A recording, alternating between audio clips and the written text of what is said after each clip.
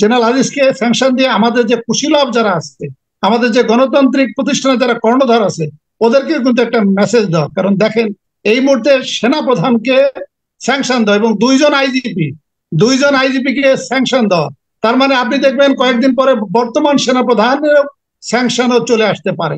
কারণ বর্তমান সেনাপ্রধান এবং জেনারেল আজিজের ভিতর কাজকর্মে বা গণতন্ত্র ধ্বংস করার ব্যাপারে খুব বেশি ডিফারেন্স বা খুব বেশি পার্থক্য আছে বলে আমি দেখি না বা আমি মনে করি না।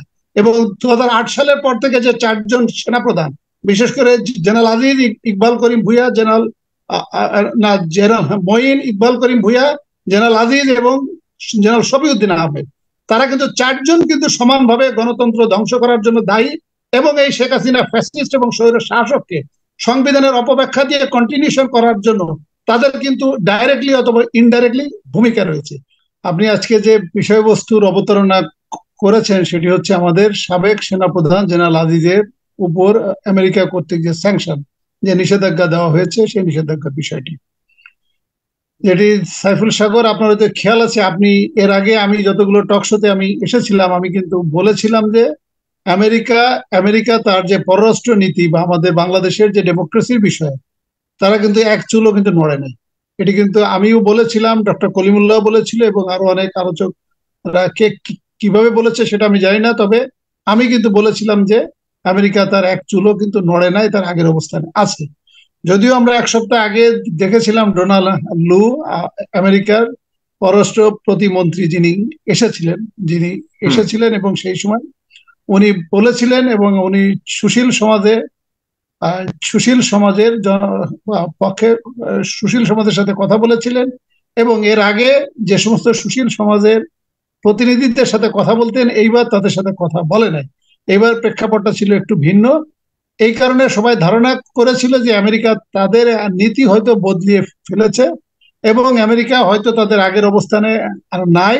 বাংলাদেশের নির্বাচনের বিষয়ে ভারত যেভাবে ভেবেছে এবং ভারতের সাথে তার একাত্মতা প্রকাশ করে চায়নাকে ঠেকানোর জন্য তারা ভারতের কর্তৃত্ব মেনে নিয়েছে এবং ভারত যেভাবে চাচ্ছে একতরফা নির্বাচন বা স্বৈর শাসন বা একটা একটা ফ্যাসিস্ট শাসন, সেটি হয়তো আমেরিকাও প্রকারান্তরে হয়তো মেনে নিয়েছে। এবং আমাদের অনেক আলোচক বিশ্লেষক এটা বলার চেষ্টা করছিল যে এটা বিরোধী রাজনৈতিক নেতৃত্বে যে ব্যর্থতা এবং বিরোধী রাজনৈতিক নেতা ওই যে নেতার উপর আমেরিকা আস্থা রাখতে পারে নাই, এই কারণে তারা শেখ হাসিনার বিকল্প ভারতও পায় নাই, আমেরিকাও পায় নাই। এই কারণে আমেরিকা হয়তোবা ভারতের যে চাওয়া পাওয়া, সেই চাওয়া পাওয়ার সাথে তারা একাত্মতা প্রকাশ করেছে। এবং গত এক সপ্তাহ আগে যখন আসলো তখন আপনি দেখেন প্রধানমন্ত্রী সহ প্রধানমন্ত্রী যারা মন্ত্রী পরিষদ বা আমি নেতৃবৃন্দ তারা কি খুশি, বিশেষ করে পররাষ্ট্রমন্ত্রী এবং বিশেষ করে আমাদের প্রধানমন্ত্রী যে উপদেষ্টা সালমান এফ রহমান, উনিও বলেছিলেন যে আমাদের আমেরিকার সাথে কিছু ভুল বোঝাবুঝি আছে, এই ভুল বোঝাবুঝির অনেকটা অবসান হয়েছে এবং এই ভুল যে বোঝাবুঝি আছে এটাকে আমরা বাইপাস করে বা এটাকে আমরা একপাশে রেখে আমরা সামনের দিকে এগিয়ে যেতে চাই। এবং আমেরিকার যে পররাষ্ট্র প্রতিমন্ত্রী ডোনাল্ড লু এবং ওনারও বক্তব্য কিন্তু ওই ধরনের কথাটা বলেছিলেন যে ঠিক আছে, আমাদের যেটা হয়ে গেছে হয়ে গেছে, পাস্ট ইজ পাস্ট, পাস্ট নিয়ে আমরা আলোচনা করতে চাই না, we want to look forward, we want to go forward. কিন্তু এই জিনিসটা আওয়ামী লীগ বা আওয়ামী লীগের পক্ষ থেকে ভুল ব্যাখ্যা বিশ্লেষণ দেওয়া হয়েছে এবং জনগণকে ভুল বার্তা দেওয়া হয়েছে আওয়ামী লীগের পক্ষ থেকে। আপনি দেখেন সাইফুল সাগর, ডোনাল্ড লু কিন্তু কখনো বলে নাই যে আমরা পাস্ট নিয়ে আলোচনা করতে চাই না, আমরা ভবিষ্যৎ নিয়ে আগাতে চাই, and we want to look forward বা গো ফরওয়ার্ড। কিন্তু তারা কিন্তু কখনো এই কথা বলে নাই যে আমরা নির্বাচনটা মেনে নিয়েছি এবং নির্বাচনটা সঠিক হয়েছে এবং আমরা এই যে নির্বাচন হয়েছে, তারা যেটা বলেছে যে নির্বাচন হয়েছে যেহেতু সাধারণত একজন স্বৈর শাসক বা একটা ফ্যাসিস্ট, যে দেশেই সরকারটা যেভাবেই থাকুক না কেন, যতক্ষণ পর্যন্ত ওই দেশের ডিপ্লোম্যাটিক রিলেশন থাকে, ওই দেশ তাদের সাথে ওই সরকারের সাথে সম্পর্ক কন্টিনিউ করে। এখন প্রশ্ন আসতে পারে এই আমাদের জেনারেল আজিজের বিষয়ে সাংবাদিকরা পররাষ্ট্রমন্ত্রীর কাছে আজকে যখন জিজ্ঞাসা করে, তাকে জিজ্ঞাসা করেছে যে এই বিষয়ে আপনার প্রতিক্রিয়া কি, উনি তখন বলেছে যে এটা সেনাবাহিনীর আভ্যন্তরীণ বিষয়, এটা আজিজের বিরুদ্ধে কোনো ব্যবস্থা নেওয়া হবে কি নেওয়া হবে না, এটা সেনাবাহিনী এটা ব্যবস্থা নিবে, কারণ এটা সেনাবাহিনী আভ্যন্তরীণ বিষয়। এখন বিশ্লেষক হিসেবে আপনি হয়তো আমার কাছে জানতে চাবেন, তাহলে এটার ইমপ্লিকেশনটা কি বা স্যাংশন কি। যেমন অনেকে বলা বলি করছে বা বলা বলি করার চেষ্টা করছে যে আজিজ তো এই সেনাপ্রধানের আগের সেনাপ্রধান ছিল, সেটি তো আরো 3 বছর আগের। না, এই সেনাপ্রধানের আগে আরেকজন সেনাপ্রধান ছিল, ওনার আগে ছিলেন জেনারেল আজিজ। তার মানে জেনারেল আজিজের, নাকি আমি ভুল বললাম, জেনারেল আজিজের পরে কি সেনাপ্রধান? বর্তমান সেনাপ্রধান জেনারেল আজিজ সাহেবের পরে, হ্যাঁ। আচ্ছা, আজিজ, ওই যে জেনারেল বর্তমান, আজিজের পরেই বর্তমান সেনাপ্রধান। আচ্ছা, বর্তমান তাহলে শফিউদ্দিন সাহেব, তাহলে হ্যাঁ। তাহলে বর্তমান সেনাপ্রধানের মেয়াদ আছে আর 1 মাস। ওনার জুনের Right. 24 তারিখে ওনার মেয়াদ শেষ। আপনি যদি সেই হিসাব করেন তাহলে জেনারেল আজিজের ইস্যুটা 3 বছর আগে গন। এখন অনেকে প্রশ্ন করছে যে 3 বছর আগের ইস্যু নিয়ে এখন স্যাংশন দিয়ে এটা এই সরকার বা এই ফ্যাসিস্ট সাবেক সেনাপ্রধানের উপরে স্যাংশন দিয়ে কি হবে? হ্যাঁ, স্বৈর শাসকের মানে কতটুকু ইমপ্লিকেশন হবে বা কতটুকু এটাকে তাকে নমনীয় করা যাবে বা তাকে ক্ষমতাচ্যুত করা যাবে। সাইফুল সাগর, আপনাকে আমি যেটা বলি, এই স্যাংশনটা দিয়ে ভার্চুয়ালি ঝিকে মেরে বউকে শেখানোর মতো এই স্যাংশনটাকে আমি একজন বিশ্লেষক হিসেবে বলি, এটা তাৎপর্য অনেকগুলো আছে। এই স্যাংশন দিয়ে আমেরিকা মূলত ভারতের উদ্দেশ্যে একটা মেসেজ আছে, শেখ হাসিনার উদ্দেশ্যে একটা মেসেজ আছে, এবং আমাদের যারা কুশীলব এবং কুশীলব প্রকারান্তরে আমাদের কুশীলবরাই কিন্তু 2008 সাল থেকে শেখ হাসিনাকে একটা অবৈধ প্রক্রিয়ার মাধ্যমে একটা সংবিধানের অপব্যাখ্যা দিয়ে ক্ষমতায় রেখেছে। এই তিন ক্যাটাগরির স্টেক হোল্ডারের প্রতি একটা মেসেজ আছে। এখন আপনি প্রশ্ন করতে পারেন তাহলে মেসেজগুলো কি কি? মেসেজগুলো হচ্ছে, আমি আপনার টক শোতে এসে বলেছিলাম এবং আমি অন্যান্য টক শোতে আমি বলেছিলাম যে G2G সম্মেলন যেটা হয়েছিল বা G2 যে মিটিং, ওই মিটিং এর আক্ষরিক অর্থে কি আলোচনাগুলো হয়েছিল আমরা 100% আমরা জানি না, বাট আমরা একজন বিশ্লেষক হিসেবে বলতে পারি। এবং আমি আপনার টক শোতে আমি বলেছিলাম হয়তোবা বিজেপি বা এই যে এখন ভারতের যে সরকার, মোদী সরকার, তখন হয়তো তারা আমেরিকার কাছে একটা 6 মাসের হয়তো একটা ছাড় চেয়ে নিয়েছিল। তখন আমেরিকাকে তারা বলেছিল যে আমাদের পার্শ্ববর্তী যে দেশগুলো আছে সকল দেশ আমাদের হাতছাড়া হয়ে গেছে, এখন যদি বাংলাদেশটা যদি এখন হাতছাড়া হয়ে যায় তাহলে আমার 6 মাস পরে নির্বাচন, তাহলে সেই ক্ষেত্রে আমি নির্বাচনে জিততে পারবো না, কারণ বাংলাদেশের সাথে আমাদের 11টা রাজ্য সরাসরি ডাইরেক্টলি আর ইনডাইরেক্টলি আমাদের সাথে জড়িত। আমাদের উত্তরে আছে সিকিম, আমাদের পূর্বে আছে 7টা রাজ্য এবং পশ্চিমে আছে ওয়েস্ট বেঙ্গল, বিহার, উড়িষ্যা। তার মানে এই 11টা রাজ্যে কোনো না কোনো ভোটে এফেক্ট করবে, প্রভাব পড়বে। এই 11টা রাজ্যে যদি বিজেপির যদি ভরাডুবি হয় তাহলে সেই ক্ষেত্রে কিন্তু তার ক্ষমতায় আসার সম্ভাবনা কম। এই ধরনের একটা গ্রেস পিরিয়ড আমার যেটা ধারণা একজন বিশ্লেষক হিসেবে ভারত আমেরিকার কাছ থেকে চেয়ে নিয়েছিল। এখন যেটা বাস্তবতা যেটা হচ্ছে, যেটা বিজেপির পক্ষ থেকে বলা হয়েছিল যে তারা 400+ আসন তারা পাবে, পরবর্তীতে এটা নেমে তারা বলেছে 300 আসন। এখন আমরা যেটা পত্রপত্রিকায় যে বিশ্লেষণ দেখছি, জরিপের যে ফলাফল যেটা আসছে তাতে বলা হচ্ছে 200+- বাট এটা কোনোভাবেই 220 এক্সিড করবে না। তাহলে যদি 220 যদি এক্সিড না করে তাহলে এটা পাকিস্তানের পুনরাবৃত্তি হতে পারে, কারণ পাকিস্তানে ইমরান খান 103টা আসন পেয়েও কিন্তু সরকার গঠন করতে পারে নাই, কারণ বিরোধী জোট তখন এক হয়ে গিয়েছে। তাই ইন্ডিয়াতে অলরেডি বিরোধী জোট কিন্তু এক আছে, ইন্ডিয়া জোট। তো ওই ক্ষেত্রে যদি 220টা আসনও যদি পায় বা 200+ যদি হয় তাহলে সেই ক্ষেত্রে বিজেপির সরকার গঠন না করারও একটা সম্ভাবনা আছে।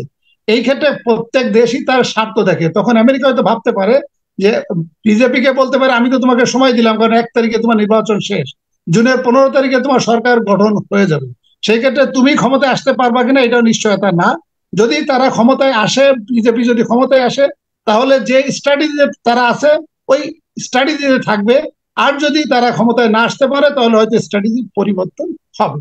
তো এখন এটা একটা ভারতের প্রতি একটা মেসেজ। আমি একটু যদি এই বিষয়টা একটু ভালোভাবে একটু বুঝতে চাই আপনার কাছে এবং আমার দর্শকদের বুঝাতে, আপনি বলতে যাচ্ছেন যে ভারত আসলে বাংলাদেশের ইলেকশনটাকে একটা কন্ডিশনাল উপায়ে এটাকে নিয়েছে, ভারতের নির্বাচনটাকে সামনে রেখে বাংলাদেশের নির্বাচনটাকে জাস্ট হতে দিয়েছে, কিন্তু নির্বাচনের পর যা কিছু তোমরা করো নির্বাচনটাকে আগে হতে দাও, এমন একটা কন্ডিশন ভারত থেকে দেওয়া হয়েছে যুক্তরাষ্ট্রকে। ব্যাপারটাকে এরকম বোঝাতে চাচ্ছেন আপনি?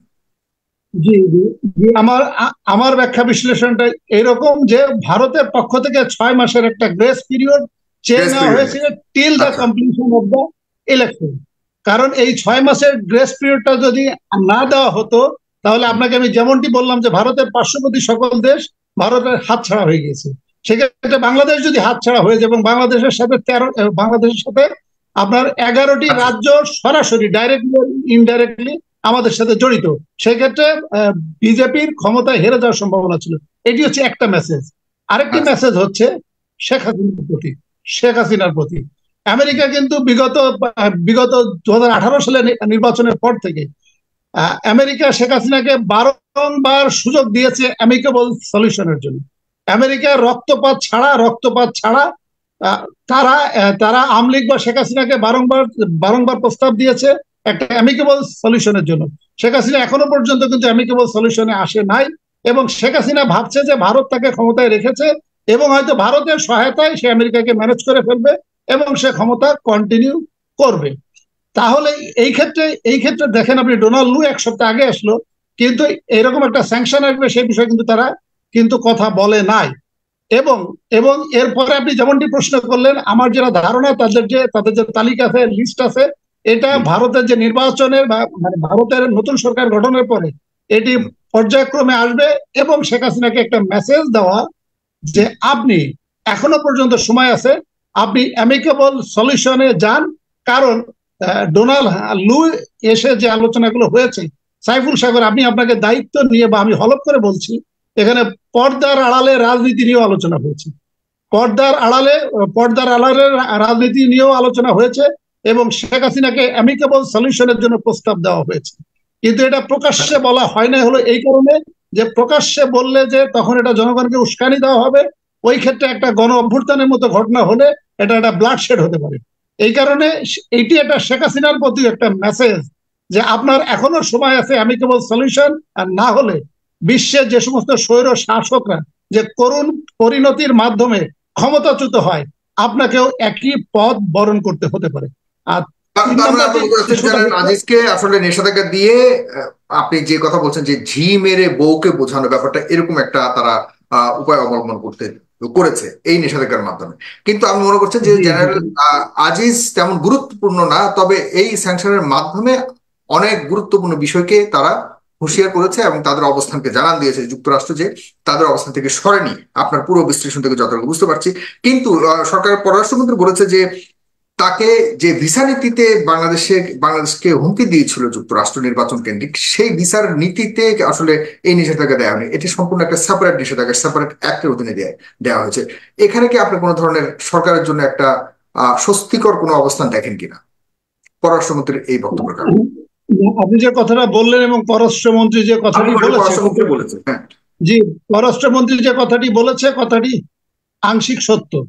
যেটা হলো যে ভিসা নীতি যেটা ইম্পোজ করা হয়েছিল, ওই ভিসা নীতির আলোকে জেনারেল আজিজকে স্যাংশন দেওয়া হয়নি। কারণ জেনারেল আজিজের ইস্যুটা কিন্তু আরো 3 বছর আগে। করাপশন কারণ এটা অন্যান্য বিষয়, হ্যাঁ।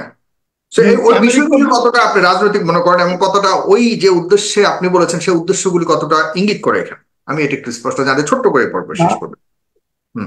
আরেকটা যে জিনিস হচ্ছে যে ভিসা স্যাংশনের বিষয়ে অনেককেই কিন্তু ভিসা রেস্ট্রিকশন দেওয়া হয়েছে। কারণ আমেরিকা কিন্তু তারা যেহেতু বলেছে তারা 1 to 1 এটা ডিল করে, তারা এটা পাবলিকলি আনে না। তাহলে আক্ষরিক অর্থে কতজনের ভিসা রেস্ট্রিকশন দেওয়া হয়েছে এটা কিন্তু আমরা জানি না। কিন্তু আমার যেটা ধারণা যে তারা 1 to 1 অনেকেই এটা পেয়েছে এবং এটা অলরেডি স্টার্ট হয়েছে। আর আরেকটি যে বিষয় আমি যে কথাটা ওই যে বলতে চাচ্ছিলাম, যে আমি যেটা বললাম যে একটা ভারতকে একটা মেসেজ দেওয়া, শেখ হাসিনাকে একটা মেসেজ দাও, আরেকটি মেসেজ এখানে আছে। সেই মেসেজটা হচ্ছে জেনারেল আজিজকে এই স্যাংশন দিয়ে, আমাদের যে কুশীলভ যারা আছে, আমাদের যে গণতান্ত্রিক প্রতিষ্ঠানে যারা কর্ণধার আছে, ওদেরকে কিন্তু একটা মেসেজ দাও। কারণ দেখেন এই মুহূর্তে সেনাপ্রধানকে স্যাংশন দাও এবং দুইজন আইজিপি কে স্যাংশন দাও, তার মানে আপনি দেখবেন কয়েকদিন পরে বর্তমান সেনাপ্রধানের স্যাংশনও চলে আসতে পারে। কারণ বর্তমান সেনাপ্রধান এবং জেনারেল আজিজের ভিতর কাজকর্মে বা গণতন্ত্র ধ্বংস করার ব্যাপারে খুব বেশি ডিফারেন্স বা খুব বেশি পার্থক্য আছে বলে আমি দেখি না বা আমি মনে করি না। এবং 2008 সালের পর থেকে যে 4জন সেনাপ্রধান, বিশেষ করে জেনারেল আজিজ, ইকবাল করিম ভুইয়া, জেনারেল মঈন, ইকবাল করিম ভুইয়া, জেনারেল আজিজ এবং জেনারেল শফিউদ্দিন আহমেদ, তারা কিন্তু চারজন কিন্তু সমানভাবে গণতন্ত্র ধ্বংস করার জন্য দায়ী, এবং এই শেখ হাসিনা ফ্যাসিস্ট এবং স্বৈর শাসককে সংবিধানের অপব্যাখ্যা দিয়ে কন্টিনিউশন করার জন্য তাদের কিন্তু ডাইরেক্টলি অথবা ইনডাইরেক্টলি ভূমিকা রয়েছে। এই একইভাবে এই মেসেজ দিয়ে অন্যান্য স্টেক হোল্ডার গুলো, আপনারা যেটা সোশ্যাল মিডিয়াতে এসেছে যে 26 জন কুশীলব এই সরকারকে অবৈধ প্রক্রিয়া, একটা অসাংবিধানিক প্রক্রিয়া ক্ষমতায় রেখেছে, সেখানে কিন্তু আমাদের পুলিশের আইজিপির নামও আছে, আমাদের চিফ জাস্টিসের নামও আছে, ইলেকশন কমিশনার গণদেরও নামও আছে, আমাদের ক্যাবিনেট সেক্রেটারি, হোম সেক্রেটারি, আইন সচিব, পররাষ্ট্র সচিবের নাম কিন্তু আছে। এবং এটা দিয়েও কিন্তু উনাদেরকেও কিন্তু একটা মেসেজ দেওয়া যে আলটিমেটলি আমরা কিন্তু কাউকে ছাড় দিব না, তোমরা একটা সামান্য কিছু বেনিফিট পাওয়ার জন্য, তোমরা সামান্য পদোন্নতির আশায় তোমাদের ছেলে মেয়েদেরকে একটু ভালো শান্তিতে রাখবা, আরামায়েশে রাখবা, এই কারণে তোমরা এই গণতন্ত্রকে ধ্বংস করছো, তোমরা 18 কোটি জনগণের এগেনস্টে যাচ্ছ, এটাও তোমাদেরকে আলটিমেটলি ছাড় দেওয়া হবে না। এটা মানে আমার যেটা ধারণা যে এই স্যাংশনের মাধ্যমে এই মেসেজটা আমেরিকা সুস্পষ্ট একটা মেসেজ দিতে চেয়েছে অন্যদেরকে সাবধান করে।